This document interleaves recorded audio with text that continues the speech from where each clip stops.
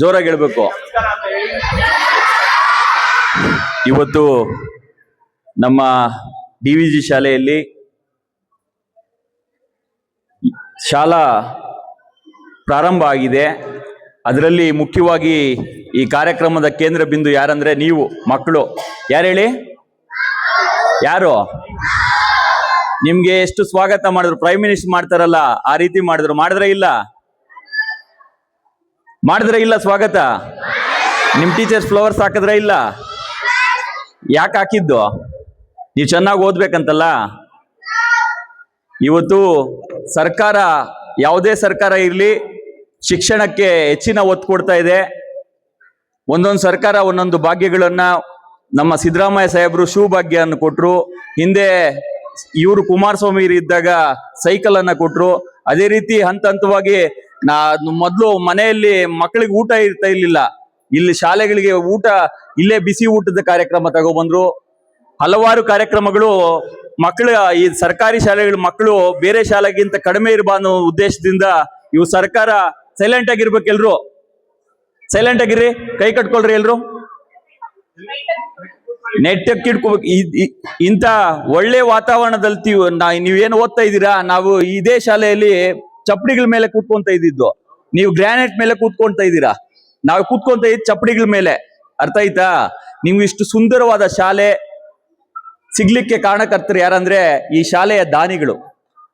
ಈ ಶಾಲೆ ಇಷ್ಟು ಅದ್ಭುತವಾಗಿ ನಮ್ಗೆ ಕಟ್ಟಡ ಮಾಡಿಕೊಟ್ಟಿರ್ತ ಎಲ್ಲಾ ದಾನಿಗಳಿಗೆ ನಾನು ಮೊಟ್ಟ ಮೊದಲ ಬಾರಿಗೆ ಅವ್ರಿಗೆ ಜೋರಾಗ ಚಪ್ಪಾಳೆ ಮುಖಾಂತರ ಧನ್ಯವಾದ ತಿಳಿಸ್ತಾ ಇದ್ದೀನಿ.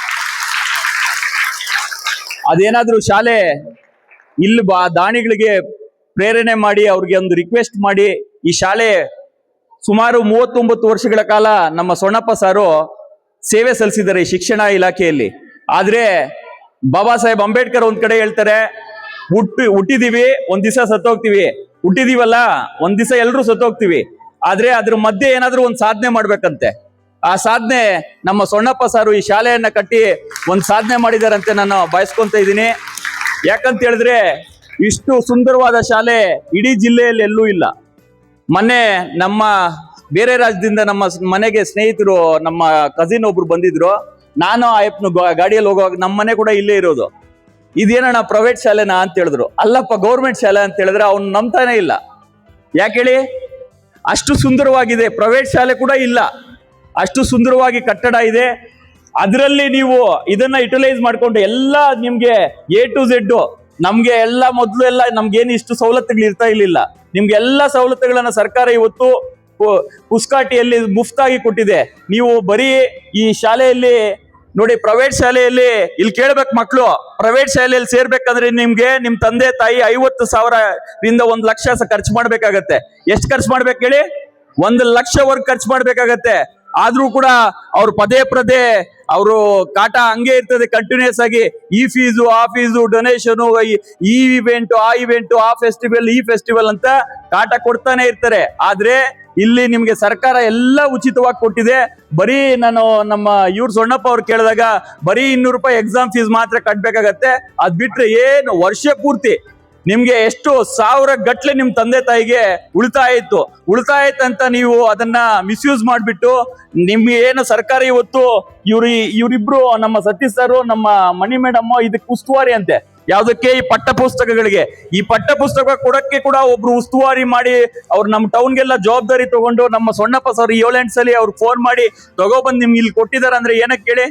ನಮ್ಮ ಮಕ್ಳು ಚೆನ್ನಾಗಿರ್ಬೇಕು, ನಮ್ಮ ಮಕ್ಳು ಚೆನ್ನಾಗಿ ಓದ್ಬೇಕು. ಅವ್ರ ಮಕ್ಳಲ್ಲ, ನೀವು ಚೆನ್ನಾಗಿರ್ಬೇಕು. ಅವ್ರ ಮಕ್ಳು, ನೀವು ಚೆನ್ನಾಗಿದ್ರೆ ಅವ್ರ ಮಕ್ಳಿಗೆ ಅದೇ ಪುಣ್ಯ ಬರೋದು. ಅರ್ಥ ಆಯ್ತಾ?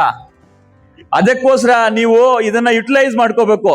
ಸರ್ಕಾರ ಎಲ್ಲ ಸವಲತ್ತು ಕೊಡ್ತಾ ಇರೋದು ಏನಕ್ಕಂದ್ರೆ ಇದು ನಮ್ಮ ವಿದ್ಯಾರ್ಥಿಗಳು ಶೈಕ್ಷಣಿಕವಾಗಿ ಮುಂದೆ ಬರಲಿ ಅಂತ.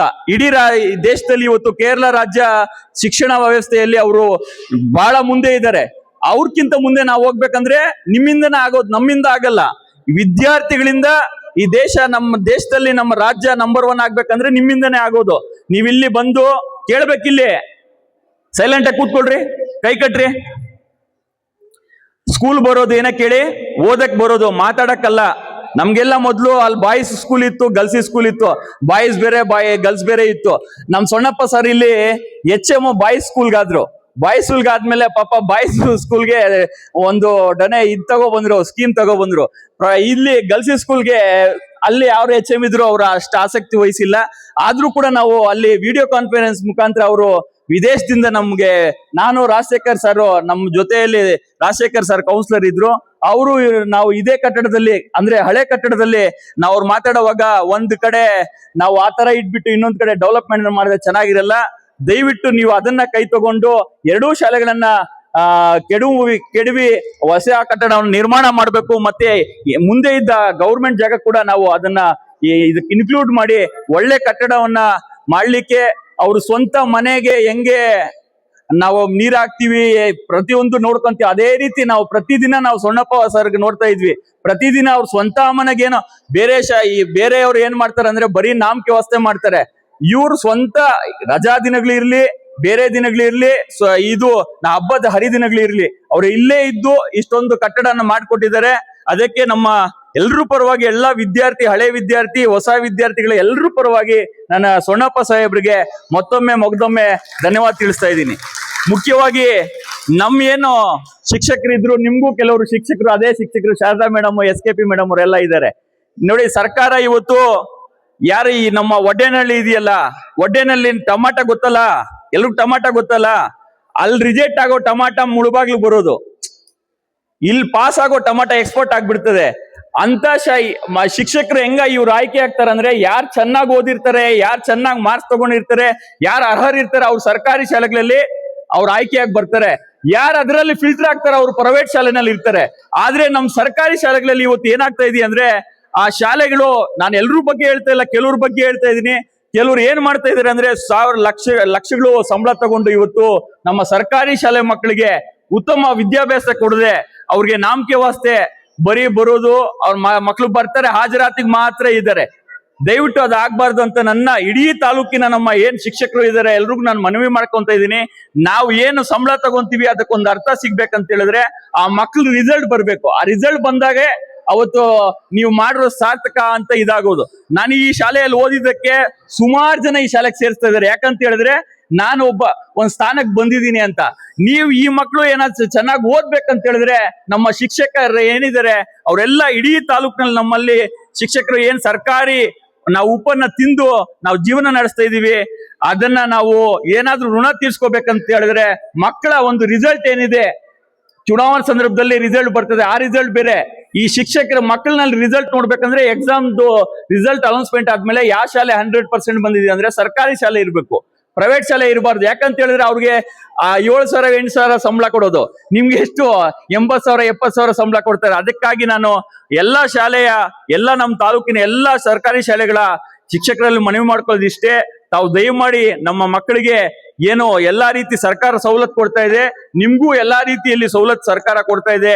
ತಾವು ದಯಮಾಡಿ ನಮ್ಮ ಮಕ್ಕಳಿಗೆ ಒಳ್ಳೆ ವಿದ್ಯಾಭ್ಯಾಸ ಕೊಟ್ಟು ಅವರು ಈ ಸಮಾಜದಲ್ಲಿ ಒಳ್ಳೆ ಸ್ಥಾನಗಳನ್ನ ಅಲಂಕರಿಸಬೇಕಂತ ಕೇಳ್ಕೊಂತ ನನ್ನ ಮಾತನ್ನು ಮುಕ್ತಾಯ ಮಾಡ್ತೇನೆ. ಜೈ ಹಿಂದ್, ಜೈ ಕರ್ನಾಟಕ ಮಾತು.